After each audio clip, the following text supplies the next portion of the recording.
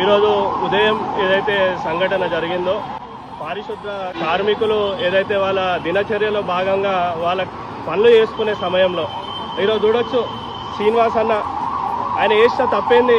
ఇంకో వ్యక్తి మన సోదరుడు యాదన్న లోపలుండు హాస్పిటల్ అడ్మిట్ అయ్యే పరిస్థితి ఎందుకు వచ్చింది? దానికి కారణం ఎవరు? వీళ్ళు చేసిన తప్పేందంటే ఒక వ్యక్తులు కొంతమంది వచ్చేసి చెత్త రోడ్డు మీద వేస్తుంటే అట్లా వేయొద్దు అని చెప్పినందుకు వాళ్ళకి అడ్డగోలుగా కొట్టి రోజు అన్నకు చూడొచ్చు ఏ రకంగా దెబ్బలు తాకినాయి. ఇక్కడ చూడొచ్చు ఇంతమంది అమ్మలు రోడ్డు మీద ఉదయాన్నే లేచి మన కోసం మన పరిసరాలు శుభ్రంగా ఉండడానికే మన కోసం పనిచేసే వ్యక్తులు వీరు. మన కుటుంబంలో ఒక వ్యక్తులు ఈరోజు వీళ్ళపైన దాడి అంటే ప్రభుత్వం పైన దాడే, మన పైన దాడే. ఇటువంటి దాడిని తీవ్రంగా ఖండిస్తున్నాం.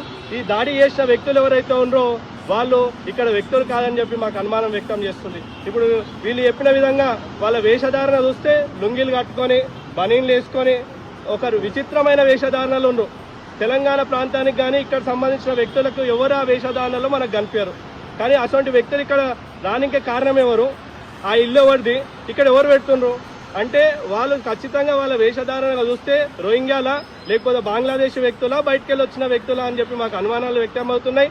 కాబట్టి ఇక్కడ ఉన్న డిపార్ట్మెంట్ కానీ ప్రభుత్వం కానీ వెంటనే చర్యలు తీసుకొని వాళ్ళు ఎవరని చెప్పి గుర్తించాలి. ఈరోజు ప్రభుత్వం కూడా ఇంత సంఘటన జరుగుతుంటే కూడా కార్మికులకు రక్షణ లేని విధంగా ప్రభుత్వం కూడా వివరించొద్దు. వీళ్ళకి రక్షణ కల్పించే విధంగా ప్రభుత్వం కూడా వీళ్ళ తోడుగా ఉండే బాధ్యత ప్రభుత్వం పైన ఉంది. ఇక్కడ స్థానికంగా కార్పొరేటర్ అయిన ఒక భాగ్యలక్ష్మి మధుసూదన్ అన్న గారు పొద్దున్న నుంచి వీళ్ళకి స్థానికంగా మద్దతు తెలుపుకుంటూ వీళ్ళకి వచ్చి సహకారం అందిస్తున్నారు. సురేంద్ర అన్న గారు కానీ వీళ్ళందరూ వచ్చి వీళ్ళకి మద్దతు ఇస్తున్నారు. కానీ ఈ సంఘటనలు జరగడానికి కారణము ఎవరైతే ఉన్నారో వాళ్ళు తప్పకుండా పట్టుకోవాలని చెప్పి వీళ్ళు కూడా ఉదయాన్నే నుంచే డిపార్ట్మెంట్ కోరడం జరిగింది. ఇక్కడ ఉన్న మున్సిపల్ శాఖ కూడా ఉందో వాళ్ళు కూడా సుమోటోగా వీళ్ళకి అండగా నిల్చోవాల్సిన బాధ్యత వాళ్ళపైన ఉంది. వాళ్ళు నుంచొని వీళ్ళకి 100% వీళ్ళు వ్యక్తిగతంగా పోయినప్పుడు జరిగిన దాడి కాదు, వీళ్ళు విధులు నిర్వహిస్తున్నప్పుడు దాడి జరిగింది. కాబట్టి ప్రభుత్వం కూడా వీళ్ళకి మద్దతుగా ఉండి హాస్పిటల్ ఖర్చు వాళ్ళే భరించాలి. వీళ్ళకి మద్దతుగా ఏమైనా ఉంటే సహకారం కూడా వాళ్ళే ప్రభుత్వం కానీ ఇక్కడ మున్సిపల్ కానీ ఇచ్చే విధంగా ఉండాలని చెప్పి మేము కోరుకుంటున్నాము.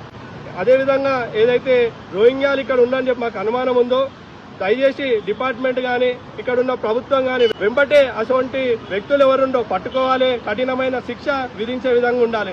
రానున్న రోజులు ఇటువంటి సంఘటనలు జరిగే విధంగా ఉండొద్దని చెప్పి మేము కోరుకుంటున్నాం.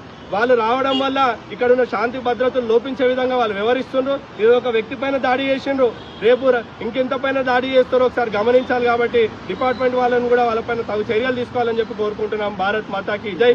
కార్మికుల ఐక్యత, కార్మికుల ఐక్యత.